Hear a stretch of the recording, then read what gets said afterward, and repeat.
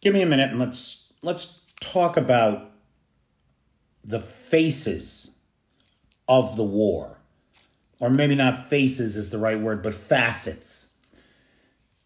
War, and I am not an expert on war. I'm not an expert on warfare. I'm not an expert on armaments. I have learned more since this war began than I ever wanted to know, to be frank.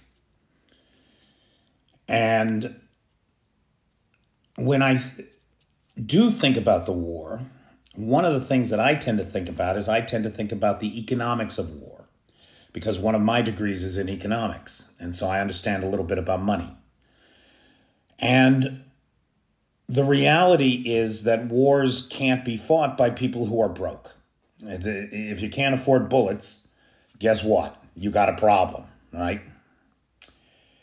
And here is the problem that Russia is facing.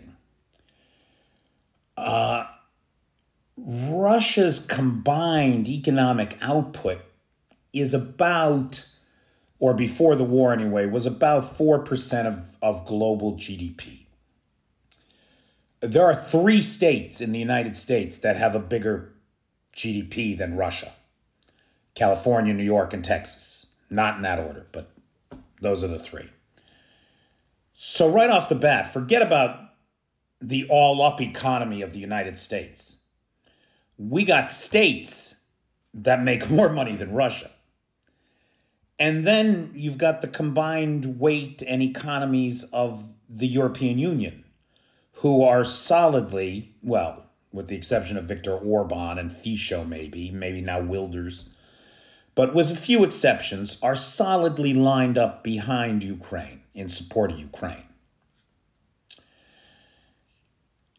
Combined, I think the EU has an economy something like 250 times that of Russia, something like that. So there's no comparison there. Now you have to look at the other thing that's killing the Russians right now. That's the 30 years of theft of Putin and his friends. Right? Putin is a guy in charge. As the guy in charge, he says to his friends, look, here's what you do. You steal everything you can for yourself. And his friends listened, boy, and they have done just that. And so here's the other battle that the Russians are fighting that maybe is not getting the attention that it deserves, because it could well be the battle that loses them the war. This is the Moscow thermal power plant. The only thing is it's not producing any power. So there is a failure of this system today. And there's a bunch of people without heat and power in Moscow. Moscow's the city in Russia, 13 million people. You can't afford to have a chunk of the population in the dark and in the cold. And it's happening all over. It's happening all over. The cumulative impact of 30 years of kleptocracy, stealing all the maintenance budgets, stealing all the upgrade money, stealing everything for themselves that they possibly could. And now, having shipped off or having simply run away to avoid being shipped off, so many of the men who kept these systems working with duct tape and glue and patches and the sheer will and sweat, they're not there to do this job. And they're not, the people that know the systems aren't there to do the job. And so the systems are breaking down. All over Russia, we see heat pipes going. And Russia isn't like the US or Europe, boy. Some parts of Europe are like this. But it's completely alien to us in the US. See, guys, houses don't have boilers. Like, you don't have a furnace in your house. You don't have a furnace in your apartment building.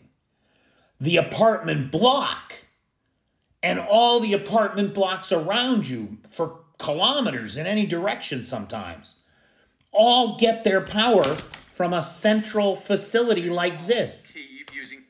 The Moscow thermal power plant. It all comes from there, for kilometers around, blocks around. Everybody gets their power from here and their heat from here. And so what happens when this thing goes off grid? Everybody's fucked.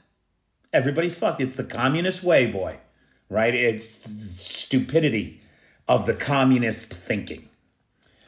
So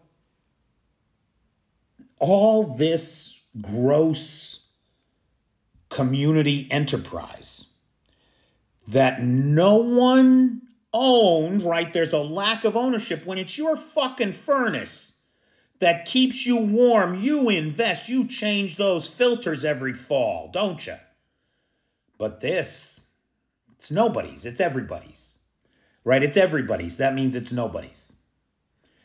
And so the people who could have stolen everything they can. And now after 50, 60, 70 years, they're all breaking down. They're all breaking down. And without the people there to fix them.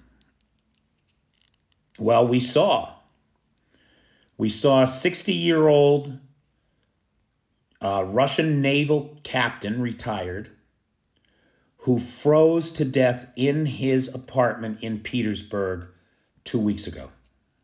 A decorated veteran of the Russian Navy. Why? Because the power was out. Not just to his place, to all the apartment blocks around him, too. 250,000 people or something without power up in Petersburg. And after 10 days of that, he froze to death in his own apartment. And that's happening all over the country. It's right now it's estimated that there's 2 million Russians with no power, no heat. And it's getting worse. It's getting worse.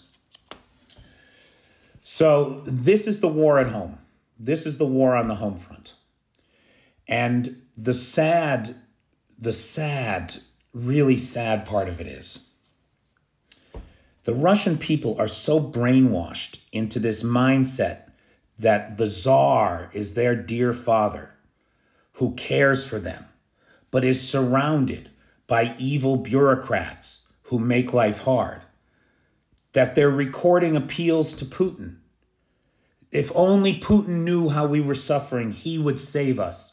The great man that he is, the sainted man that he is, our hero, our dear leader, from whom all blessings flow. If only we could get past the evil bureaucrats and get to dear Putin, dear leader, he would save us. When it's Putin's policies that are destroying them.